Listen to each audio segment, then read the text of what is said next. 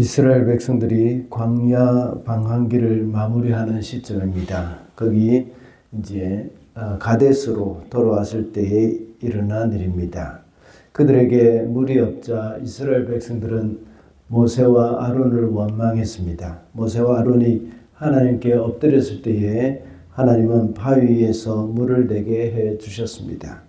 그러나 모세가 하나님의 말씀에 온전하게 순종을 하지 못했기 때문에 하나님은 모세와 아론을 가나안에 들어가지 못할 것이라고 말씀을 하셨습니다. 이스라엘 백성들에게는 육신의 목마름이 있었지만 모든 인간에게는 영적인 목마름이 있다고 했습니다.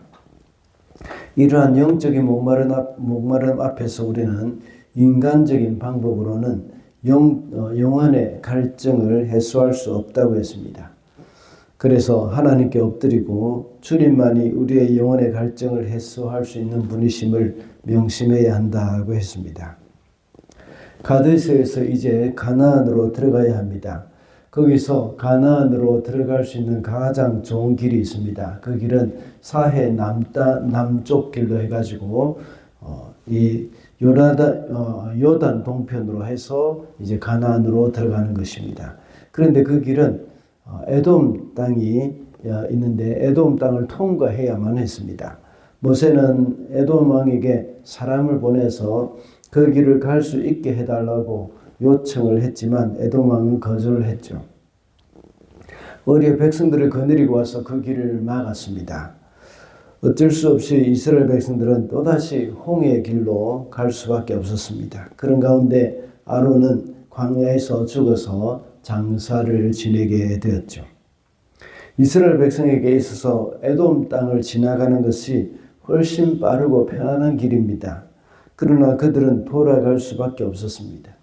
이스라엘 백성들은 그들을 맞서 싸우기 위해서 나오는 그런 에돔 사람들과 부딪혀서 그들을 돌파하고 지나갈 수도 있습니다. 그러나 그것이 하나님의 뜻이 아니라는 것을 알았습니다. 하나님의 뜻을 알고 순종의 길을 갔던 것입니다. 이런 그들을 통해서 우리가 얻을 수 있는 교훈이 무엇인지 순종의 길이라는 제목으로 말씀을 살펴보겠습니다. 먼저 순종의 길은 하나님의 뜻에 귀를 기울이는 것입니다. 우리가 하나님 앞에 살아갈 때에 하나님의 뜻이 무엇인지 우리는 살펴볼 필요가 있습니다. 항상 우리가 하나님의 뜻대로 간다고 해도 때로는 그것이 길이 막힐 때가 있고 여러 가지 방해 요소들이 있습니다. 그런 가운데 우리는 그것을 무조건 하나님의 뜻이라고 생각하고 그것을 돌파하고 이렇게 지나가는 것이 아니라 막혔을 때는 그것이 하나님의 뜻이 무엇인지 한번 귀를 기울여 볼 필요가 있습니다. 이스라엘 백성들도 역시 그렇게 했습니다. 모세와 이스라엘 백성들은 그들이 막혔을 때에 그 길이 막혔을 때에 그들을 뚫고 지나갔던 것이 아니라 그것이 막힌 것이 또 하나님의 뜻이라는 것을 알고 돌아갔습니다. 신명기 2장 4절 5절에는 이렇게 말씀하고 있습니다.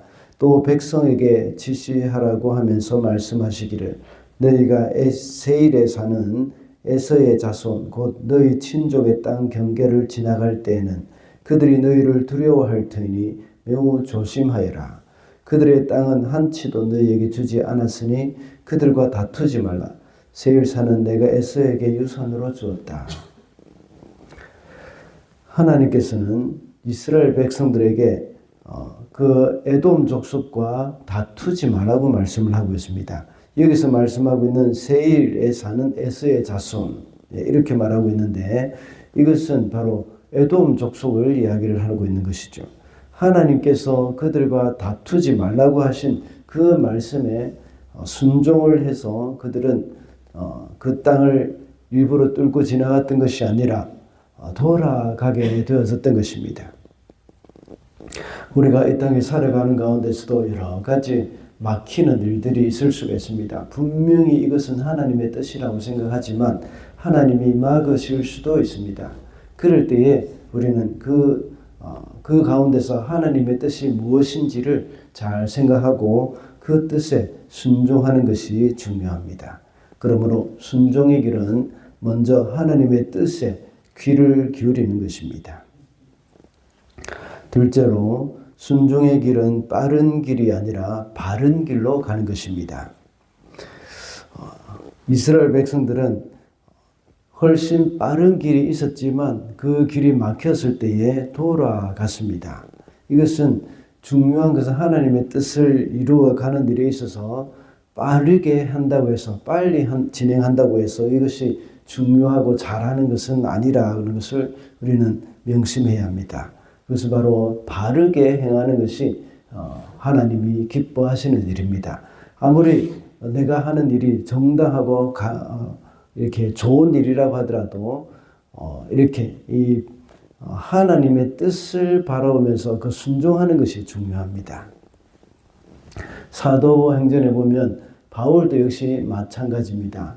바울은 주의 길을 갈 때에 그 일에서 이 하나님께서 막으시는 것을 우리가 보았습니다. 그럴 때에 바울은 그 길로 가지 않고 하나님께서 막으신다는 것을 알고 멈췄죠. 그래서 나중에는 꿈에서 환상 가운데서 마게도냐 사람이 건너와서 우리를 도우라 하는 그 말씀을 알고 환상을 보고 하나님의 뜻이라는 것을 알고 다른 길로 가게 되어졌던 것입니다. 분명히 내가 보기에는 이것이 이렇게 가는 것이 바른 길이라고 생각되지만 때로는 그것이 아니라는 것이 깨닫게 되어집니다. 모세도 역시 마찬가지입니다. 모세는 자신이 하나님 앞에 쓰임 받을 것이라는 생각을 가지고 40세 때 그가 이스라엘 백성들을 이끌어내려는 그런 구원하려는 그런 생각을 가지고 있었습니다. 사도행전 7장 25절에 보면 그는 자기 동포가 하나님이 자기 손을 빌어서 그들을 구원하여 주신다는 것을 깨달을 것으로 생각하였는데 그들은 깨닫지 못하였습니다. 이렇게 기록하고 있습니다. 하나님은 40세의 모세를 사용하신 것이 아니라 한참 기다리게 했습니다. 40년 더 기다리게 해서 80세의 모세를 사용하셨습니다. 그뿐만 아니라 이스라엘 백성들을 이끌어내셔서 광야에서 곧바로 가나안 땅으로 들어가게 되면 늦어도 천천히 가도 14일 만에 갈 수가 있습니다. 그러나 하나님께서는 그 길을 빠르게 이루어가지 않으시고 40년이라는 긴 세월 동안 그 광야에서 방황하게 하신 것입니다. 하나님의 길입니다.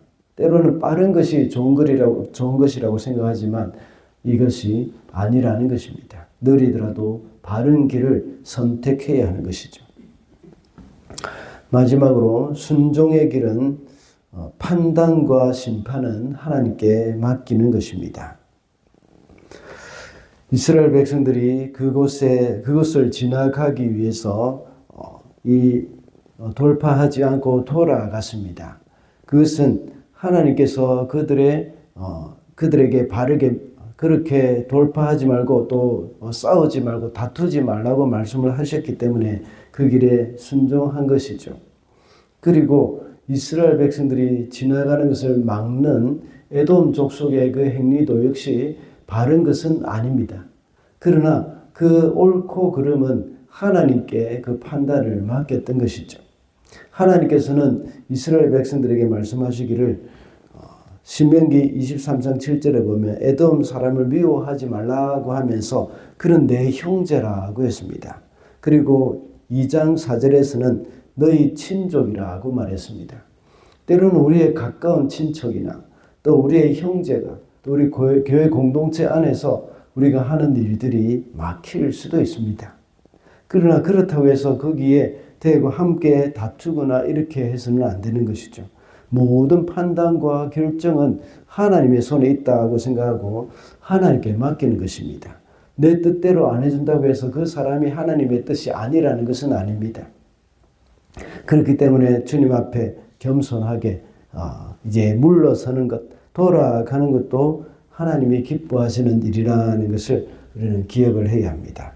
나중에 보면 하나님께서는 또 오바댜나 이사야 그리고 예레미야 이 선지자들의 글을 보면 이 계속해서 괴롭히는 에돔 족속에 대한 하나님의 심판이 있는 것을 우리가 볼 수가 있습니다. 그러므로 우리는 늘 항상 살아가는 가운데서 모든 것의 판단과 심판은 하나님께 맡기고 우리는 다만 주님의 길에 순종하는 것이 정말 하나님이 기뻐하시는 길이라는 것을 명심해야겠습니다. 이스라엘 백성들이 걸어간 순종의 길은 형통하지만은 않았습니다. 막힌 길을 통하여서 이스라엘 백성들은 하나님의 뜻에 귀를 기울였습니다. 그리고 바른 길이 아니고 느리고 답답한 길이지만 바른 길로, 빠른 길이 아니고 바른 길로 가야 한다는 것이죠. 그리고 순종의 길은 모든 판단과 심판은 하나님께 맡긴다는 것을 기억해야겠습니다. 그래서 오늘도 순종의 길을 걸어가는 저와 여러분이 되시기를 바랍니다.